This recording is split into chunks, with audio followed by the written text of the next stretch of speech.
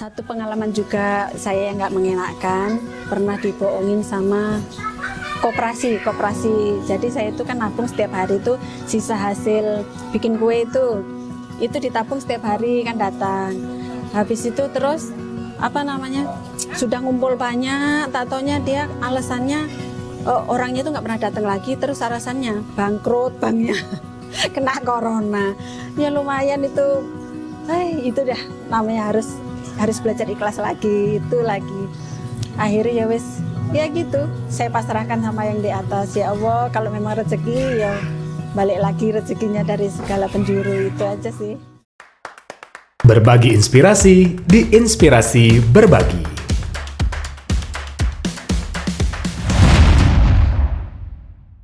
Assalamualaikum warahmatullahi wabarakatuh. Halo Sobat Inspirasi. Hari ini kita akan jalan-jalan ke toko kuetar, toko atau rumah. Menarik, karena toko ini berada di rumah dari pemiliknya, yaitu Ibu Sari Santoso.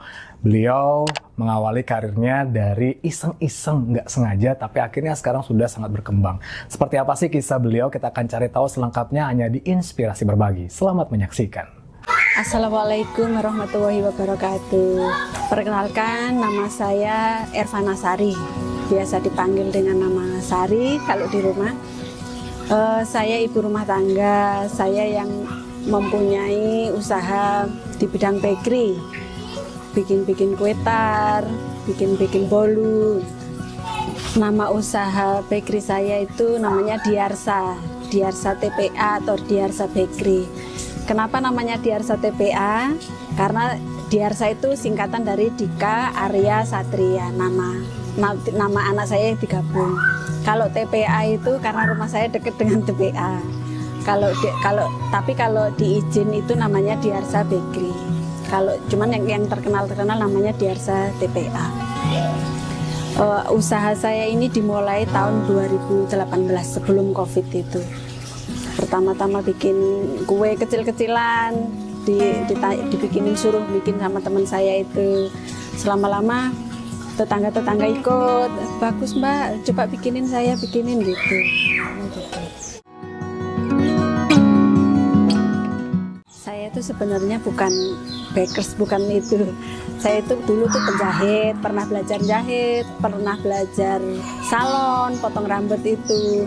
Semua saya telatenin itu dah. Terus tapi yang nyaman tuh ya bakers ini. Saya cari di bakers ini.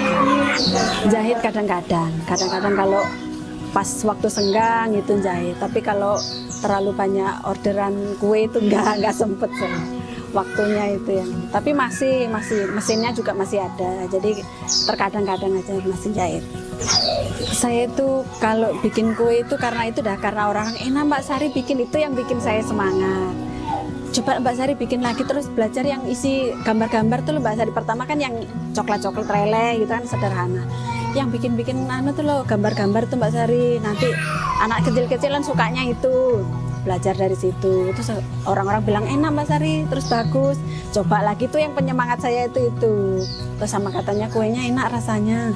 Coba nanti belajar lihat-lihat di YouTube lagi. Siapa tahu ada yang lebih bagus lagi. Itu saya belajar di situ.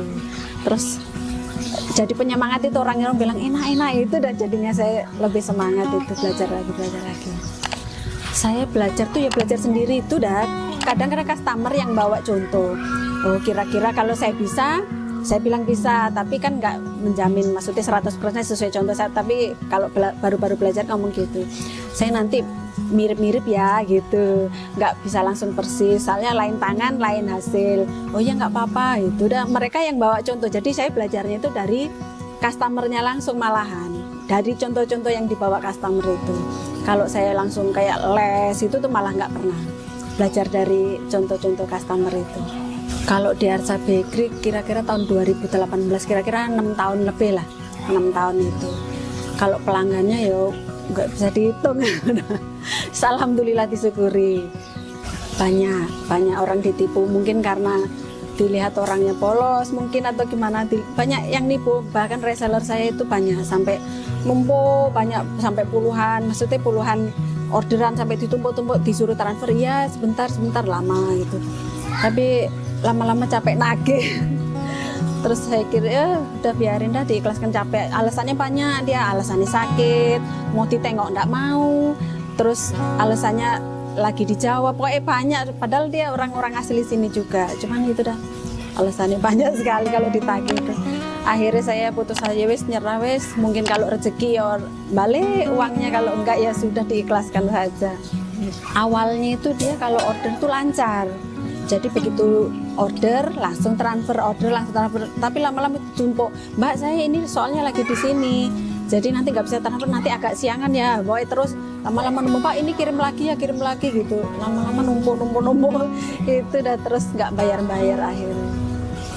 Kalau kita ikhlas itu kan saya percaya rezeki itu sudah Allah yang ngatur.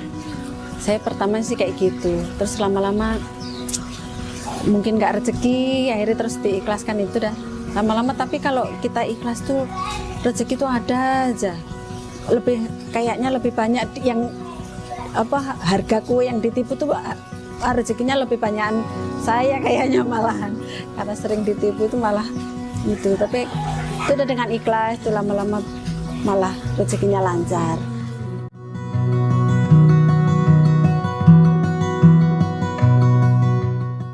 Ya itu percaya sama Tuhan lagi, maksudnya itu kalau rezeki bakalan balik lagi, kalau enggak ya begitu dah, mungkin ya wis hilang, mungkin bukan rezeki. Tapi kalau kita ikhlas, ya Allah semoga namanya kalau memang rezeki dapat, walaupun bukan dari orang itu, mungkin dapat dari yang lain, itu dah kayak gitu. Kalau pemasaran pertama kan dari teman ke teman itu, terus nyobalah di marketplace kayak di Facebook, saya coba itu juga. Terus kalau kue itu ya kue tar itu, segala macam kue tar, bolu-bolu juga ada, cupcake, ya kue-kue perkoean itu aja. Kalau kue kecil-kecil tuh misalkan kayak gorengan, misalkan kayak kue-kue basah itu loh, itu tuh biasanya maksudnya lelah di tenaga sama di bahan, kan saya sendiri itu. Jadi mungkin kalau sampai kayak pernah itu orderan kue-kue kecil itu sampai 1.000, kalau sendiri itu kan juga lumayan ribet. Tapi kalau kue tar itu sendiri pun misalkan satu hari 20 biji misalkan, kalau sendiri tuh sambil dengerin musik, sambil hias itu masih enjoy. Tapi kalau kue kecil-kecil tuh saya masih bingung anunya itu loh, kerindil-kerindilnya itu yang itu. Akhirnya ya udah memutuskan untuk kue ulang tahun aja dah yang banyak itu aja.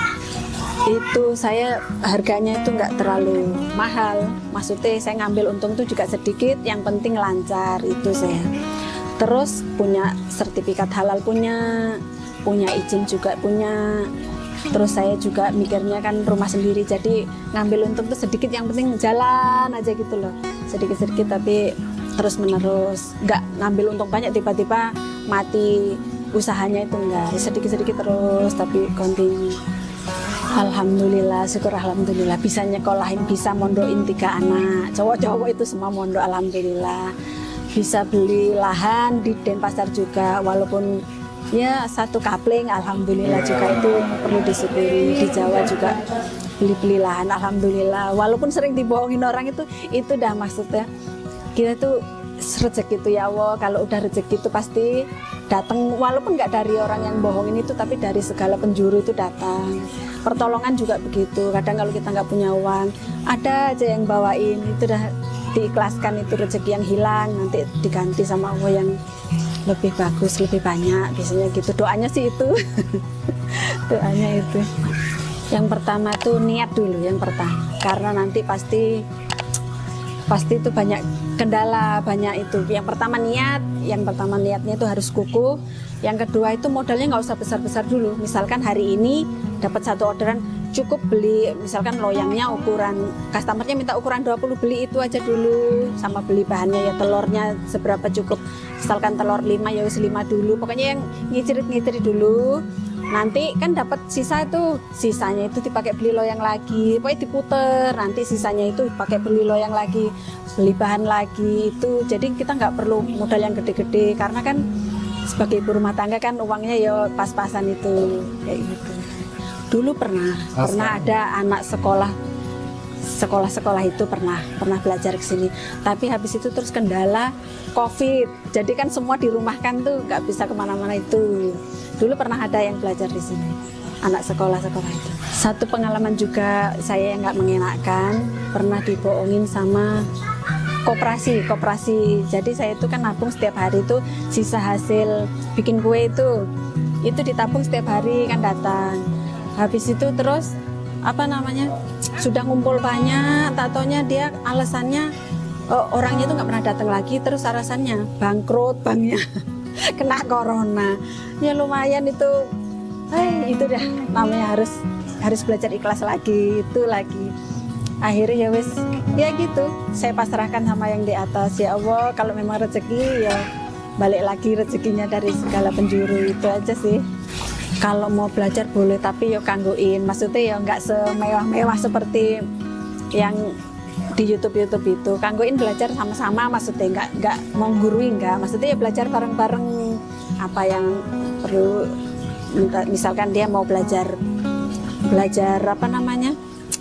bahan dasarnya itu boleh, cara menghiasnya juga boleh. Terus kalau mau nyari di rumah saya atau mau beli kue di rumah saya boleh. Alamatnya Jalan Bypass Ngurah Rai, Gang Merpati nomor 8 Pesanggaran, Pedungan, Denpasar Selatan, Bali. Jadi Sobat Inspirasi, kalau sampean itu mau belajar kue, mau punya usaha kue, nggak usah takut gagal. Yang pertama itu nggak usah takut gagal.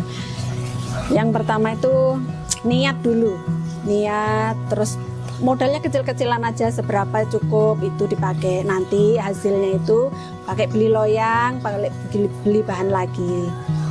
Pokoknya intinya itu jangan takut gagal. Nanti pasti soalnya kendala itu banyak. Jadi pertama niat aja dulu. Sekian dari saya. Wassalamualaikum warahmatullahi wabarakatuh. Sobat Inspirasi, dari Ibu Sari kita belajar ya sangat luar biasa dari sesuatu yang mungkin tidak disengaja tapi akhirnya berdampak sangat luar biasa.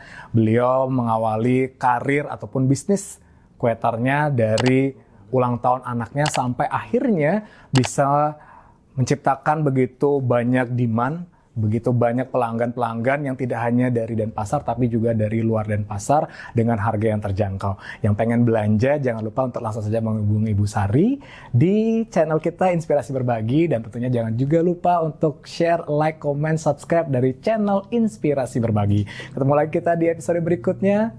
Wassalamualaikum warahmatullahi wabarakatuh. Sampai jumpa. Berbagi inspirasi di Inspirasi Berbagi.